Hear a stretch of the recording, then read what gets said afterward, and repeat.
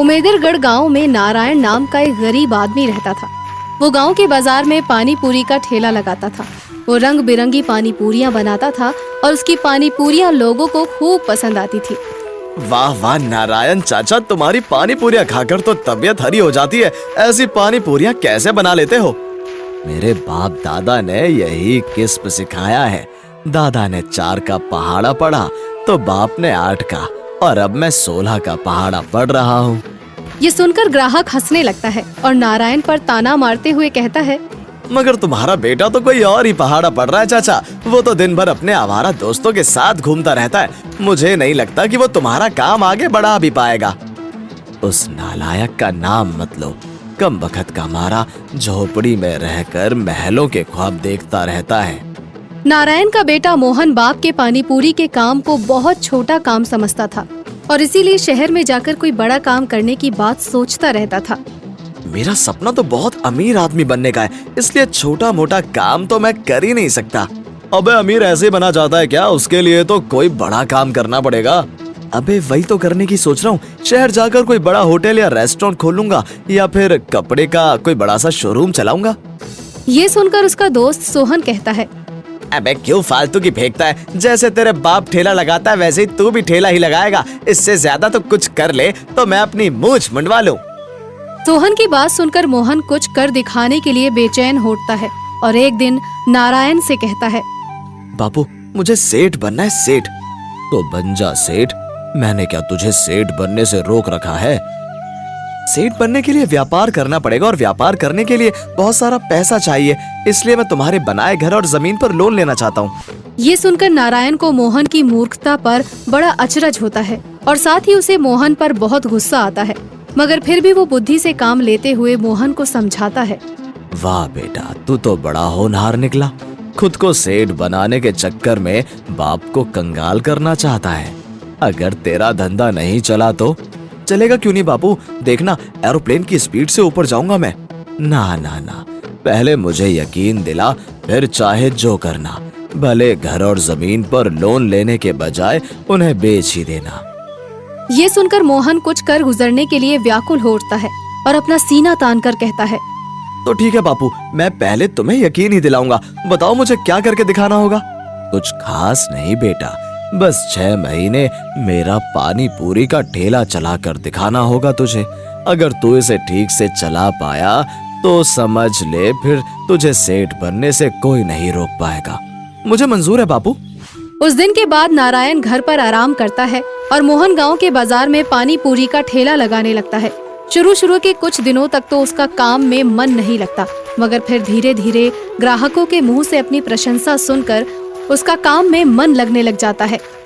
अरे मोहन, तुम तो अपने बापू से भी स्वादिष्ट पानी पूरियां बनाते हो भाई।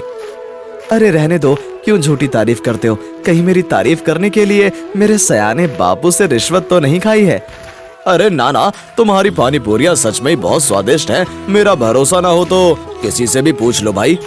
धीरे धीरे मोहन पानी पूरी के काम में गहरी रुचि लेने लग जाता है और एक दिन मन ही मन सोचता है, हाँ अब तो मैं बापू से शर्त जीत ही जाऊंगा, क्योंकि अब मेरा पानी पूरी का ठेला पहले से कुछ अच्छा चलने लगा है। यही सोचकर मोहन अपनी पानी पूरी के ठेले पर और अधिक ध्यान देने लगता है। उसकी बनाई पानी पूरियां लोगों को खूब पसंद आने लगती हैं और उसकी अच्छी कमाई भी होने लगती है और इसीलिए वो बहुत खुश होता है। एक रात वो सो रहा होता है कि तभी उसके दादाजी उसके सपने में आते हैं। पर ठेली पर पानी पूरियां बेचने से मुझे शर्म आती है दद्दू। चुप कर घनचक्कर, कोई काम छोटा बड़ा नहीं होता, काम काम ही होता है। अपने बाप से फायर पानी पूरियां बनाना सीख और लोगों को खिला, फिर देखना सेठ हो जाएगा सेठ। ये कहकर मोहन के दादाजी अदृश्य हो जाते हैं और अगले दिन मोहन अपने दिवंगत दादाजी का आदेश याद करते हुए सोचता है, दादाजी का कहना बिल्कुल सही है, कोई काम छोटा बड़ा नहीं होता। अब तो मैं अपनी ठेले की कमाई से ही बड़ा रेस्टोरेंट खोलूंगा और सेठ बनकर दिखाऊंगा सेठ। यही सोचकर मोहन अपने पिताजी से फायर पानी पूरियां बनाने की विधि सीखता है और फिर एकाएक उसके दिमाग में एक नया आइडिया आता है। फायर पानी पूरियां बनाने वाले तो बहुत लोग मिल जाएंगे, मगर फायर पानी पूरी पिज्जा बनाने वाला पूरे गांव में मैं अकेला ही होऊंगा। इसलिए कल से मैं पानी पूरी पिज्जा ही बेचूंगा। फिर क्या था, अगले ही दिन से मोहन अपनी ठेली को सजा धजा कर फायर पानी पूरिया पिज्जा बेचने लगता है और वो अपनी ठेली के पास एक बोर्ड भी लगा लेता है, मोहन लाल का स्पेशल फायर पानी पूरी पिज्जा, दद्दू की 100 साल पुरानी रेसिपी। आओ आओ, मोहन लाल का फायर पानी पूरी पिज्जा खाओ और इनाम जीत कर घर जाओ। अरे वाह, फायर पानी पूरी पिज्जा और ऊपर से इनाम भी। हाँ हाँ, इनाम भी मिलेगा। 1 दर्जन फायर पानी पूरी पिज्जा खाने वाले को 500 का नगद इनाम मिलेगा। मोहन का फायर पानी पूरी पिज्जा चल निकलता है। लोग उसका फायर पानी पूरी पिज्जा खाने के लिए उसके ठेले के आसपास मंडराने लगते हैं। वाह वाह वाह, तुम्हारा फायर पानी पूरी पिज्जा तो बड़ा मजेदार है भाई। पूरे 12 खा गया हूँ, अब 500 का नोट निकालो। अरे क्यों नहीं, ये लो अपना इनाम। धीरे धीरे अपने फायर पानी पूरी पिज्जा से मोहन की अच्छी खासी कमाई होने लगती है और ये देखकर नारायण बहुत खुश होता है और मोहन से कहता है, बेटा मोहन, अब मुझे यकीन हो गया कि तुम कोई भी धंधा अच्छे से कर सकते हो, इसलिए अब तुम मेरे घर और जमीन पर कर्ज लेकर शहर जा सकते हो। ये सुनकर मोहन कहता है, पर अब मुझे कर्ज लेकर काम करने की जरूरत नहीं है बापू। अब तो मैं अपनी ही कमाई से कोई भी काम धंधा कर सकता हूँ। पर ये काम तो बहुत छोटा है बेटा, क्या ऐसे करने में तुम्हें शर्म महसूस नहीं हो रही? बापू, कोई काम छोटा या बड़ा नहीं होता, जो भी काम करो मन लगाकर करो, ऐसा अब मैं समझ गया हूँ। मेरे दद्दू ने समझा दिया है।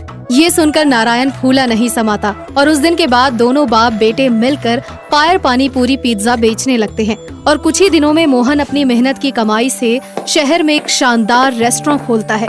उसका शानदार रेस्टोरेंट देखकर उसके दोस्त उसकी बुद्धि का लोहा मानने पर मजबूर हो जाते हैं और वो सोहन से कहते हैं, क्यों बे सोहन, अब मुंडवा लेना अपनी मूछें।